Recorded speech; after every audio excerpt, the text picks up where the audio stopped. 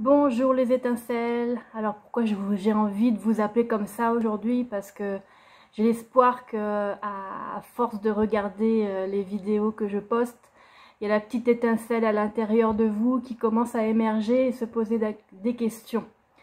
Donc si vous vous ressentez comme une étincelle, c'est parfait, dites-le moi en commentaire et ça me fera très plaisir.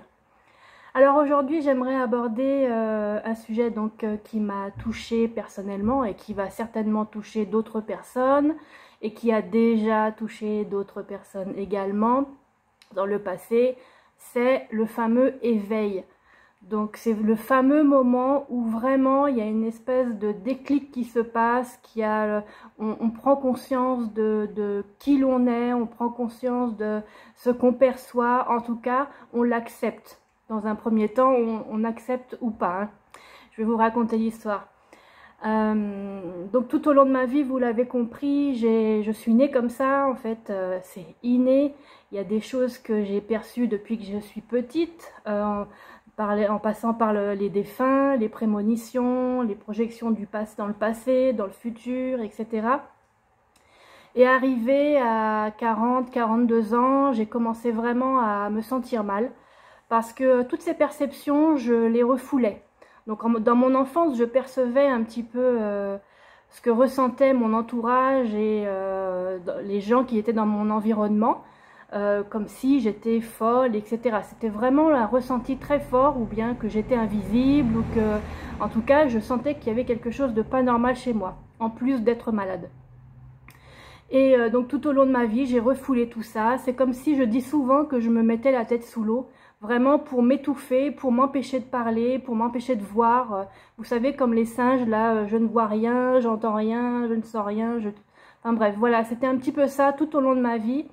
Et puis il est arrivé un moment, par la force des choses, je suis tombée dans le chaudron du développement personnel.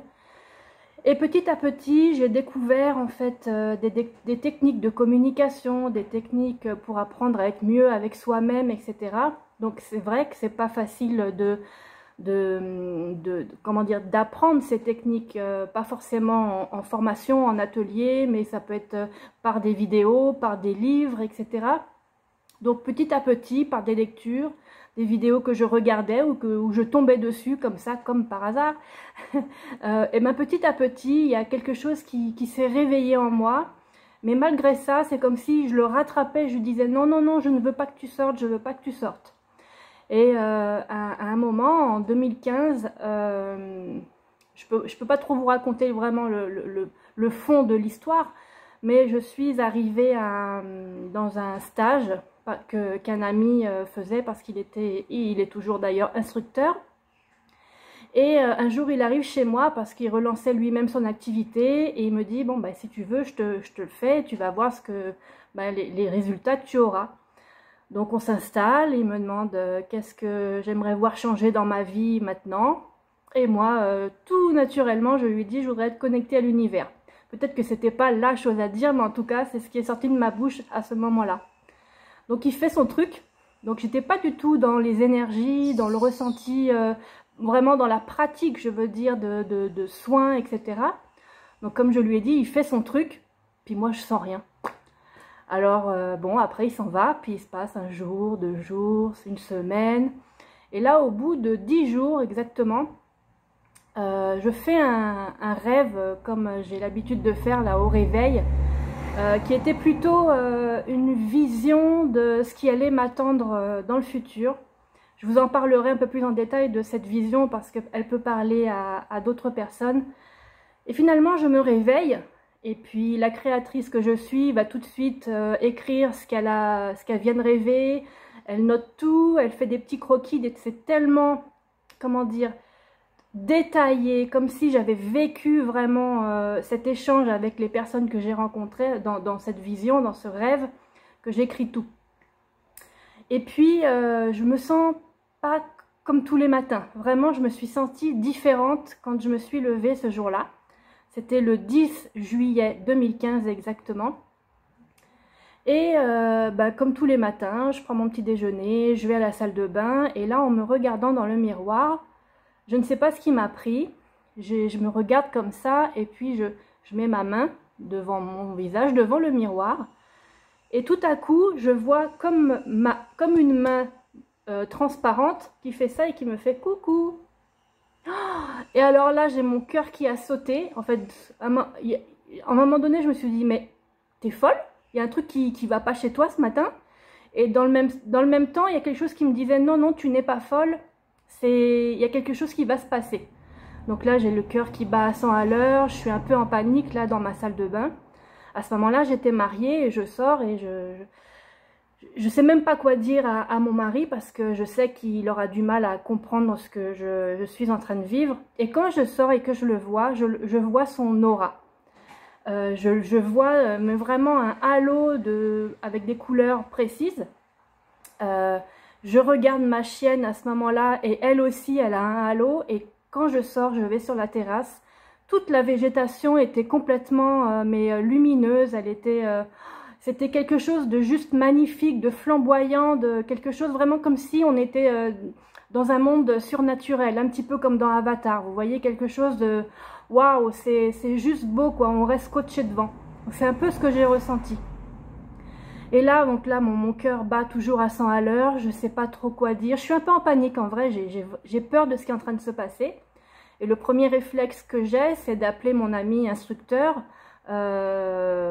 pour lui dire que, ben, qu'est-ce que tu as fait en fait? Qu'est-ce qui s'est passé lorsque tu es venu me faire ton truc? Et là, il me dit, alors je commence à lui dire, voilà, il se passe ça, je vois des couleurs. Enfin, à ce moment-là, je savais même pas que ça s'appelait des auras. Je vois des couleurs, j'ai vu ma main sortir de ma main. Enfin, voilà, je suis en panique. En fait, je parle comme je vous parle. C'est un débit ultra rapide. Il sent comment dire, ma détresse. Et là, lui, tout calmement, il me dit, ah, ça fait bizarre la première fois. Et donc là, je suis surprise parce que dans ces moments-là, on a plus tendance à se dire, ah oui, il va essayer de me calmer, etc. Et en fait, pas du tout. Il m'a juste dit ça. Et là, moi, je suis restée un petit peu scotchée sur ce qu'il venait de me dire. Et là, il commence à me parler que voilà, ce qui s'est passé dans la salle de bain, c'est ça. Ce qui s'est passé avec les couleurs, c'est ça. Et là, il me dit, mais tu sais, si tu veux, j'ai programmé une formation le mois prochain. Si tu veux, tu y participes. Et là, ben, le hasard a fait les choses comme il fallait. J'ai pu participer à ce stage. Les 2 premiers modules d'ailleurs. Je vous en parlerai dans une autre vidéo. Parce que là aussi, c'est aussi passé énormément de choses dans le développement de cet éveil qui pour moi a été vraiment brutal. Parce que j'avais tout gardé à l'intérieur. C'est comme si j'avais eu une explosion, une surcharge électrique, si vous voulez. Mais mes vibrations ont dû faire un bond d'un coup et j'ai capté presque tout d'un coup en fait. Et le mois qui a suivi en fait cet éveil brutal, mais je suis restée à peu près 1 mois dans un espèce d'état catatonique, à avoir des temps de... Alors, je ne pratiquais pas du tout la méditation, ni enfin, la sophrologie régulièrement par rapport à mes problèmes cardiaques pour m'apaiser, etc. Mais la méditation, non. Et là, j'étais dans une phase de ma vie aussi, d'un point de vue professionnel, où c'était le calme plat et j'étais seule chez moi. Et des fois, je restais 4 heures, 5 heures dans le canapé, être dans un état, oui, comme si j'étais ailleurs, quoi. Je sentais mon corps qui était là et mon esprit qui était ailleurs. Et je voyageais beaucoup, j'ai fait beaucoup de voyages astro à ce moment-là, comme si on devait me former vitesse grand V parce que j'avais pas voulu accepter qui j'étais avant. Tout ça pour dire que avoir des capacités, c'est une chose, les accueillir, c'en est une autre, les accepter, c'en est encore une autre. C'est vraiment des étapes. Il faut y aller crescendo et j'allais dire ne pas les refouler. C'est vraiment, je crois qu'au stade d'aujourd'hui, où j'en suis aujourd'hui, le meilleur conseil que je pourrais vous donner, c'est ne refoulez pas ce que vous percevez. Ne pensez pas que vous êtes fou ou folle, ne pensez pas que les autres disent des bêtises sur vous, etc. Que ce que vous percevez, c'est une forme de réalité. En tout cas, ça fait partie de votre perception de ce qui n'est pas visible par les autres. Ne le bloquez pas. Parce que le jour où ça va vraiment vouloir sortir, parce que c'est comme une cocotte minute, À un moment, c'est obligé, ça va sortir, mais vaudrait mieux que ça sorte tout doucement par le petit chapeau de la cocotte minute plutôt que de voir la cocotte minute exploser. Je pense que vous, là, sur cette réflexion un peu métaphorique, vous serez d'accord avec moi. Donc, voilà pourquoi aussi toutes ces vidéos, parce que, comme je leur ai dit encore une fois, j'aurais vraiment aimé, en étant plus jeune, avoir des conseils de ce genre, avoir des exemples d'expérience de plusieurs personnes même, parce que d'avoir des retours d'une seule personne, des fois c'est pas suffisant. Chaque individu est différent dans sa perception et le développement de ses capacités, même si quelque part ça se ressemble et quelquefois on voit les mêmes choses au même instant, mais il y a quand même une différence entre plusieurs personnes. Donc voilà, moi je suis restée un bon mois dans cet état-là.